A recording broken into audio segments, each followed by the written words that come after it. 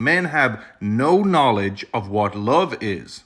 As a woman, the majority of the experiences I've had with men are negative. In my entire life, of the thousands of men I have met, I have only met two men that I consider capable of forming a true love bond with a woman, and I only began counting myself within that number within the last 2 years. Given an hour talking to the vast majority of men, I could confirm that that man is not capable of forming a true love bond, and I will confirm that by asking that man questions about what love is. Men have no knowledge of what love is. This is how most men go about pursuing a long-term relationship. They are looking for a woman that they find very visually attractive. And then when they need to adapt to progress their relationship, their plan is to wing it. They may have in their head that as they need to adapt and make the relationship more loving, that the woman will instruct them how to become more loving, while not accounting for the fact they don't respect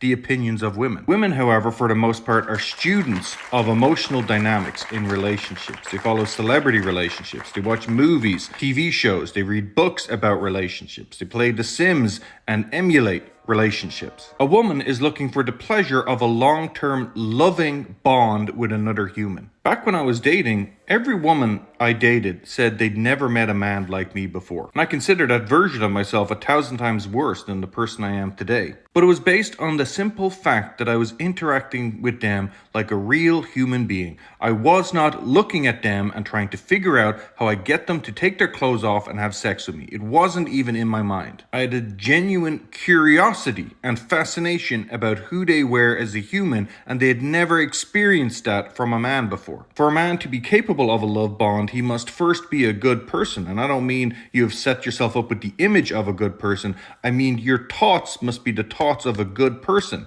So if you're at home watching porn that you wouldn't watch if your wife or girlfriend was in the room, you're not a good person. If you're chatting with girls on TikTok that you wouldn't chat with if your girlfriend or partner was in the room, you're not a good person. You must have empathy for what their feeling on the matter would be to protect the environment that love can grow in. Men will say that women nowadays don't deserve love because they want a man to be a certain height or have a certain amount of money, without asking why is that the requirement from the woman. These are the attributes of a man who might be capable of creating a safe and protective environment where love can grow. Above all else, a woman wants to feel true love in a relationship. If you show yourself capable of creating an environment where love can grow, everything else you think that woman is judging you about will fade away.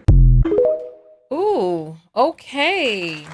First of all, what type of accent was As a that? woman. The thoughts, and I was like, is that Scottish? I don't know. But it's sad that this is the image. That's the image. Or is he like Nordic? I don't know. But anyway, it's sad that this is the image of the men who are speaking sense online.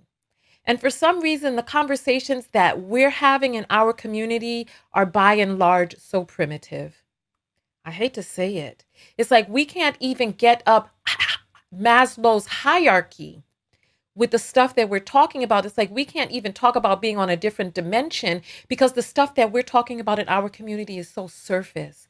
There were some things that he said that I thought were so profound.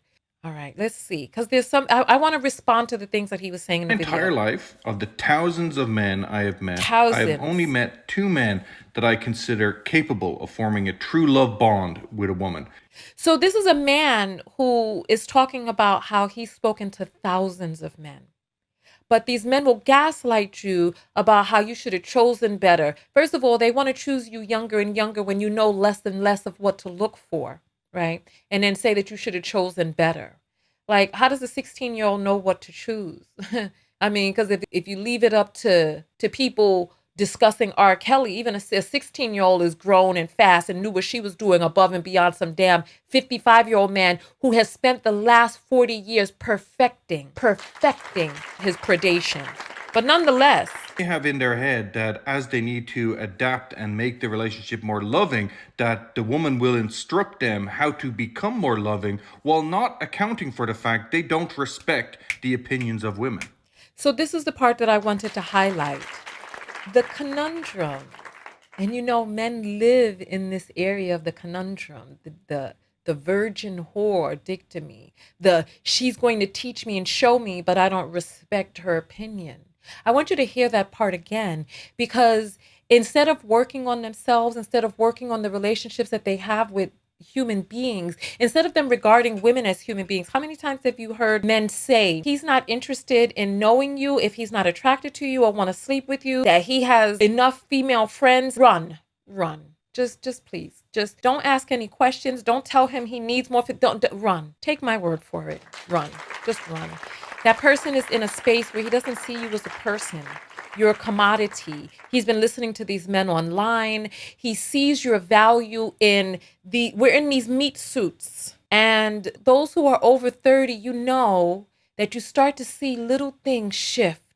Little crinkles in the eyes, little wrinkles on the neck. And you start to know and understand, oh, this body isn't going to last forever. If you're 50, 60, 70 and things start to pull away and, and your body's different and muscles don't grow like they used to, you're like, oh, yeah, all of that stuff that we spent all of this time, look, we're all going to age if we're lucky.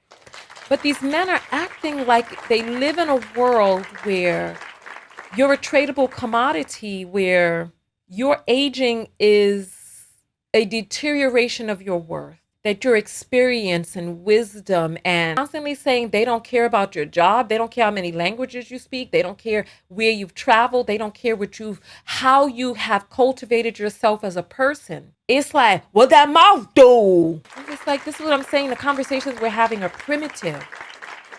Because the people who are shifting the world, let me tell you something. I saw the most amazing thing.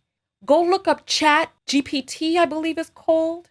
Yo, we are not prepared for the next iteration of what is to come upon us. Because I'm telling you now, AI and what's about to come down for us, we are not prepared, especially judging by the types of conversations that we're having online. People are still talking about the surface. First of all, women are natural born leaders and we lead well. There's a book called The Athena Doctrine that talks about how women-led companies are the best companies in terms of profit, output, income, morale, all of that inside of the business.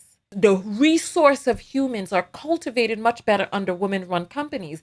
But we are constantly being led by men who are surface and who are short-sighted and who do not see the bigger picture. And we are being led into these foolish conversations that are not preparing us for what is about to come down upon us. You've heard of Chat GPT? I believe that's what it's called. Listen. They are going to knock speech writers. They're going to knock web content. They're going to knock a lot of jobs just right out of the box. And some of us have gotten these AI pictures done of ourselves, and they have AIs that can match tone for tone a person's voice and their speech patterns. They got AIs that can match facial expressions. A lot of the things that we do, listen, I can guarantee you there's going to be a vlogger who is going to be completely AI, a fabrication, not even real. And they're going to be cranking out this AI doesn't need to sleep. The AI got research already encoded into it, and it can crank out the types of content that these platforms like. I'm telling you, I don't know the full scope. Look it up, because put Chat GPT and AI. It's coming. And we ain't ready. And the men we're calling our so-called leaders, they're trying to get back into the damn 1950s and the ways that things used to be, when women were wearing aprons and had to do their hair while their husbands were at work and had to wear makeup to bed and everything was. They're trying to get back to a former time that is gone. They're not cultivating themselves as human beings. They're not cultivating their minds. They're not figuring out how to catch early, get on the wave of this next iteration of technology that is coming down upon us. Because these people talking, listen, Listen, in 2018, 40% of working age Black males were not working. This is according to blackdemographics.org. They didn't work. They earned no income at all. This was before the pandemic. Only 13% of Black men earned $75,000 or more. So all these men running around talking about their high value this and high value that, when that chat GPT get down on their ass, you're going to see who's earning what, because we need to start figuring out, how do we earn a living in this world that is coming upon us, this new iteration? I was interacting with them like a real human being. I was not looking at them and trying to figure out how I get them to take their clothes off and have sex with me. By and large, far too many men, their only reason for communicating with a woman because they're sexually interested in her. Standing on the street corners in New York, hollering at women who walk by, thinking with their lower regions. They don't see you as a human being that's interesting and has hobbies and idiosyncrasies. They don't see you as that. They see you as something to be conquered, something to show off to their friends, something to use and wipe their ass with like a damn tissue and then flush down the goddamn toilet once their friends see. And they just want to get badder and badder bees so that they can show, oh, look, I could wipe my ass with this bad of a bee, and then throw you away. They don't take the time to really become interested in you as a person, because then they call it the friend zone. There's no such thing as the quote unquote friend zone if you are really truly interested in being a person's friend. There's no such thing as the friend zone. The friend zone is some term that was invented by entitled men who were upset that in exchange for their friendship, that you dare gave them friendship and that you didn't give them pity pussy in return. Oh. Men will say that women nowadays don't deserve love because they want a man to be a certain height or have a certain amount of money. No matter what it is that he wants or what reason he'll leave a woman, right? Men just, that last part just really hit for me, because it's like, they want you to have no requirements. The only requirement is that he wants you. That you should be like a doll laying in some factory plastic somewhere, just waiting for him to come along so that he can just charge you up, so that he can marry a maid and a sex doll, so that you can just come up out of the plastic. Yes, master, what can I do for you? And it seems like they would be happy with that. Far too many would be happy. Don't speak the language, even better. Because now he don't got to talk to you. He don't got to hear what's on your mind. He could just squeeze your titties.